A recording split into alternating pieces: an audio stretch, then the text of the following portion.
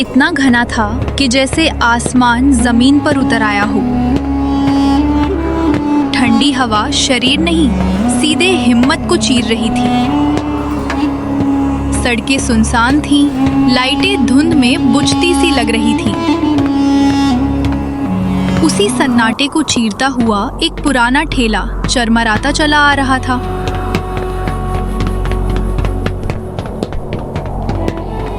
ठेले को खींच रहा था रामू। फटे स्वेटर के भीतर उसकी हड्डियां कांप रही थीं। सांस से निकलती भाप उसके चेहरे से टकरा कर लौट जाती।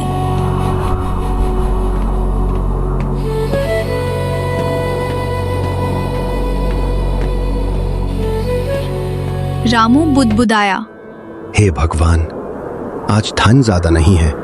आज तो लगता है जैसे मौत मेरे साथ साथ चल रही है, हर कदम पर पूछ रही है, अब थक गया क्या? पीछे ठेले पर बैठी उसकी बेटी पिंकी कांपती आवाज में बोली, पापा, मेरे पैर महसूस नहीं हो रहे। ऐसा लग रहा है जैसे किसी ने उन्हें बर्फ में दबा दिया हो। क्या मेरे पैर कभी गर्म होंगे? रामू अचानक रुक गया। उसने पिंकी के पैर छुए। अरे बाप रे, ये तो पत्थर जैसे ठंडे हो गए हैं। माफ कर दे बेटी, तेरे पापा के पास इतना भी नहीं कि तुझे गर्मी दे सके। पिंकी की आंखों में मासूम सवाल था। पापा, क्या ठंड सिर्फ गरीबों को ही ज्यादा लगती है? अमीरों को ये कोहरा क्यों नहीं काटता? रामू का गला भर आया। उसने आसमान की तरफ देखा।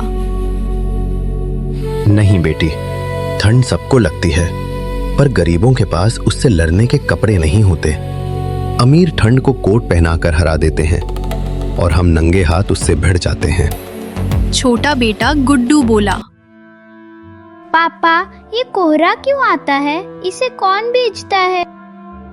रामू कुछ पल चुप रहा, फिर दर्द में मुस्कुराकर बोला, शायद भगवान भेजते हैं बेटा, ये देखने कि कौन कौन रोज मर कर भी जिंदा रहने की कोशिश करता है। ये कोहरा गरीबों की परीक्षा लेने आता है। फिर तीनों घर चले जाते हैं।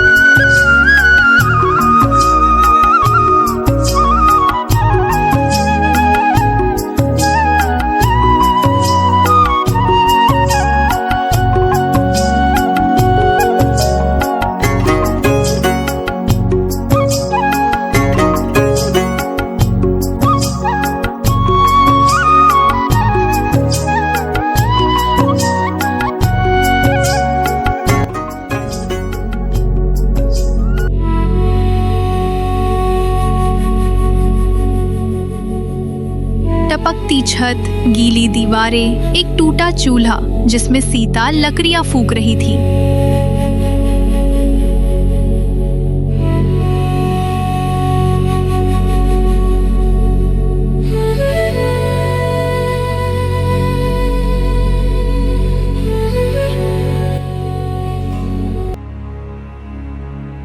रामू ने थकी आवाज में पूछा, कुछ बना है सीता? बच्चों के पेट में आग लगी होगी। सीता ने सिर झुका लिया। आज सिर्फ नमक रोटी है, लकड़ी भी उधार की है। रामू जमीन पर बैठ गया।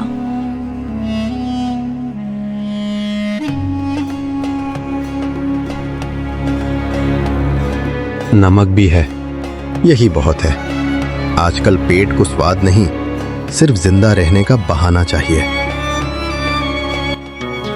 पिंकी धीरे से बोली, माँ, स्कूल में मैडम ने कहा है कि बिना स्वेटर के आओगे तो बाहर खड़ा कर देंगी। सीता की आंखों से आंसू गिर पड़े। कह देना माँ बीमार है, कह देना कि पापा की कमाई रुक गई है। गुड्डू मासूमियत से बोला, माँ, झूठ बोलना पाप होता है ना? सीता ने बच्चे को सीने से लगाया। हाँ बेटा, झूठ पाप होता है, लेकिन भूखे पेट सच बोलना उससे भी बड़ा गुनाह बन जाता है। गरीबी सबसे बड़ा पाप है। उस समय साहूकार अपने पैसे लेने के लिए आए।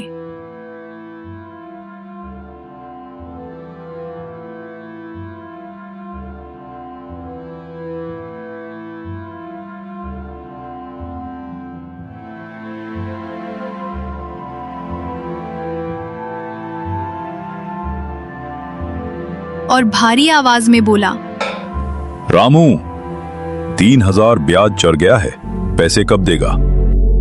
रामू घबरा कर खड़ा हो गया। साहूकार गुर्राया। रामू हाथ जोड़ने लगा।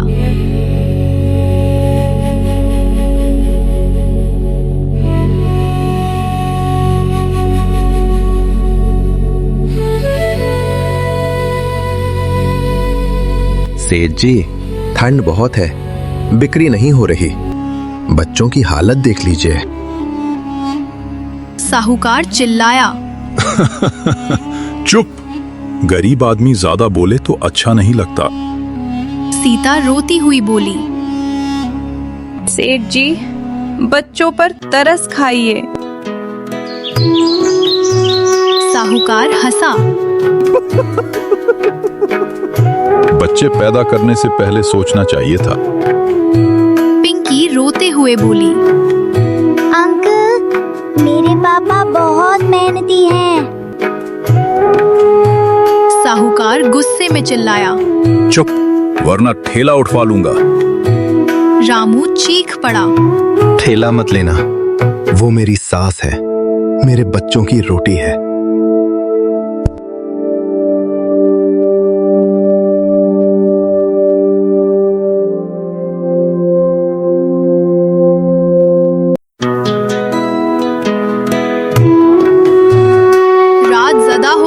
बच्चे सो गए।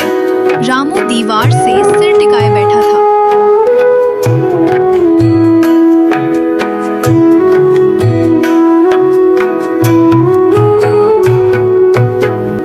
सीता बोली, तुम्हारी आंखों में डर है। रामू बोला, डर नहीं सीता, हार है। मैं रोज बच्चों से वादा करता हूँ कि कल सब ठीक होगा, और रोज झूठा साबित होता हूँ। सीता बोली, अगर ठेला चला गया तो? रामू की आवाज कांप गई। तो मैं भी चला जाऊंगा। जिस दिन पापा बच्चों को ठंड से नहीं बचा पाए, उस दिन उसका जिंदा रहना बोझ बन जाता है। सीता रोते हुए बोली, मत हारो, बच्चे तुम्हारी सांसों से जी रहे हैं। रामू फूट फूट कर रो पड़ा। मैं बस इतना चाहता हूँ कि मेरे बच्चे ठंड में कांपे नहीं।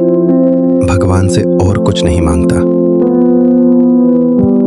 इसीलिए कहते हैं कि गरीबी बहुत खराब चीज है। मैं भगवान से प्रार्थना करूंगी कि ऐसी दिन ना आए।